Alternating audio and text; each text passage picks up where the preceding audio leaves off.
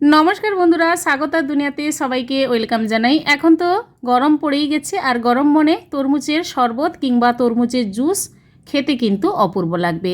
আর আজকে এই তরমুজের শরবত আমি বানাবো। আপনারা ভিডিওটি প্রথম থেকে লাস্ট পর্যন্ত দেখুন, আশা করি আপনাদের ভালো লাগবে। তরমুজের শরবত বানানোর জন্য একটা বড় তরমুজের হাফ অংশ কেটে নিয়েছি। আর লাগছে পুদিনা পাতা, সামান্য পরিমাণ দুধ, কাজু বাদাম, চিনি আর আলমন্ডস নিয়েছি। সবার প্রথমে আমি তরমুজ ছোট ছোট পিস করে কেটে নেব। তরমুজ খাওয়া কিন্তু স্বাস্থ্যের পক্ষে খুবই ভালো, আর প্রচুর পরিমাণে জল থাকে তরমুজের মধ্যে, তাই তরমুজ আপনারা যে কোনো সময় খেতে পারেন। এভাবে ছোট ছোট পিস করে কেটে নেব। তরমুজের ভেতরে দানাগুলো কিন্তু বের করে দিতে হবে, তা না হলে মিক্সি জারে পেস্ট হয়ে গেলে খেতে ভালো লাগবে না। তাই তরমুজের সবগুলো দানা বের করে মিক্সি জারে দিয়ে দিলাম তরমুজ।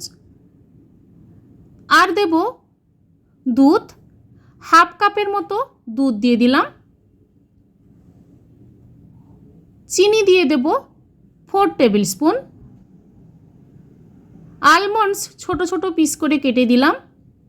কাজু বাদাম দিয়ে দিলাম, আর সামান্য পরিমাণ পুদিনা পাতা। আর দেব আইস কিউব। ঠান্ডা ঠান্ডা হবে তরমুজের শরবত, খেতে কিন্তু ভালো লাগবে। আপনারা চাইলে নাও দিতে পারেন। দেখুন তরমুজের শরবতটা তৈরি হয়ে গেছে। আপনারা যদি মনে করেন যে তরমুজের শরবত ঘন হয়েছে, তাই অল্প জল কিংবা আইস কিউব দিয়ে সার্ভ করে নেবেন।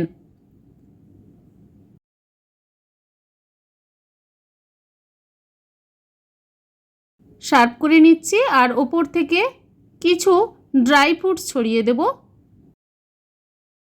বন্ধুরা, এইভাবে তরমুজের শরবত বাড়িতে একবার বানিয়ে ট্রাই করে দেখুন, অপূর্ব লাগবে খেতে। আজকের এই তরমুজের শরবতের রেসিপি আপনাদের কেমন লেগেছে কমেন্ট করে অবশ্যই জানাবেন বন্ধুরা।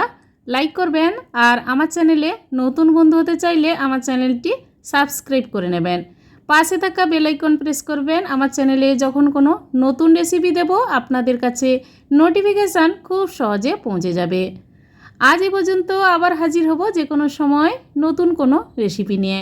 সবাই ভালো থাকুন, সুস্থ থাকুন, ধন্যবাদ।